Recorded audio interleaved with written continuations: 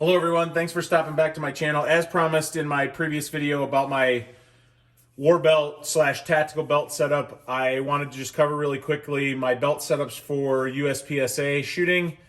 What you have here is my carry optics rig, and then also the rig that I shoot when I'm running PCC, which as you can see is very simple.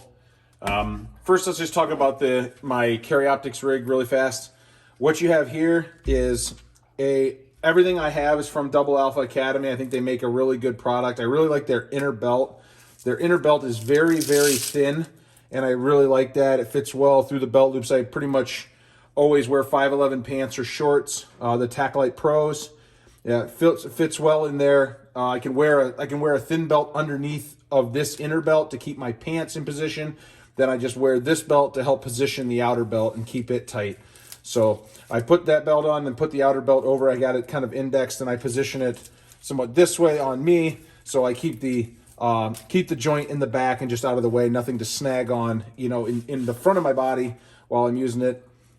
As far as the holster, I have the Double Alpha Academy Max.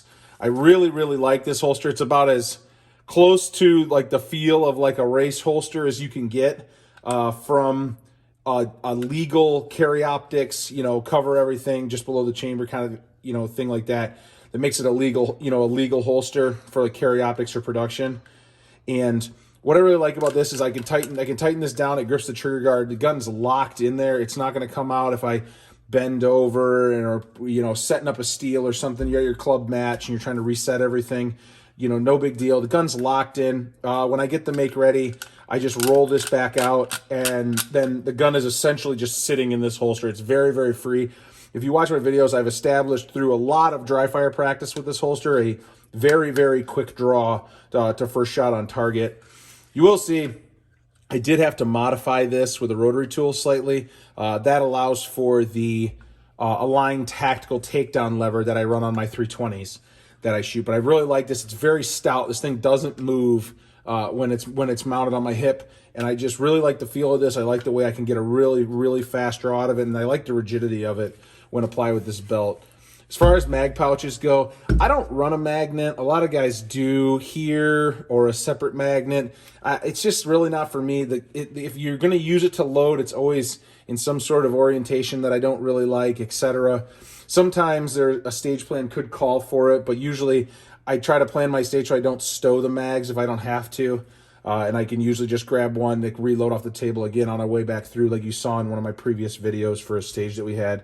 But I just run 3. These are I think they call them Alpha XIs, I believe, all aluminum piece, adjustable innards. So they hold my 320 mags just right. The way I usually set them up is I have 3 full mags when I go up to the line. I will usually take one if I need to Barney. I don't usually do that because I got 23 in a mag, so I'm starting 22 plus 1 in the gun if I just load from one full magazine. So I usually don't Barney unless I really feel like it's necessary to get that one extra round. But usually I just draw from here, and I'll run with 1 in the gun, 2 right here. For first reload would be here. This is the second mag really on my belt. Once the stage is started, is really nothing more than a backup. If say something were to happen, you fumble the reload, you drop the magazine, just grab another one and go right back to it. So that's what I'm running here. Price wise, Double Alpha's not cheap. If you're just getting into the USPSA, I would say don't run out and buy a kit like this. Buy Black Scorpion gear or something. Give it a shot and see if you like it. Then make the upgrade. I mean, it is nice. The more rigidity and the nice mag pouches get you good consistent pull on everything is nice, but I don't think it's necessary to go out and drop $400 on a rig, right away, especially if it's something that you're just getting into. Just for consistency and the way I am, kind of a little OCD, I have essentially an identical rig that I run set up just like this. I actually run it oriented about like this. This is my front magazine, and this is where I keep my reload magazine.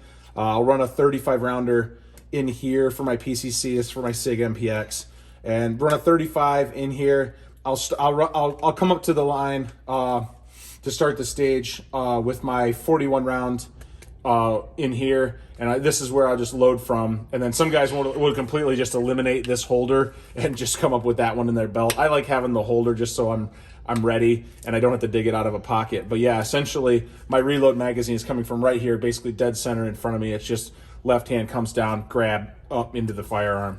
So these are the two belts I'm running, and if you guys stick around, I'm probably going to do a showcase on some of the stuff I keep in my range bag when I go out to the range to drill and practice, or actually when I even attend most local matches, etc. Because a lot of stuff I just keep in my truck. So stick around, and we'll get a lot more content coming for you this year. Thanks, everyone. Have a great day.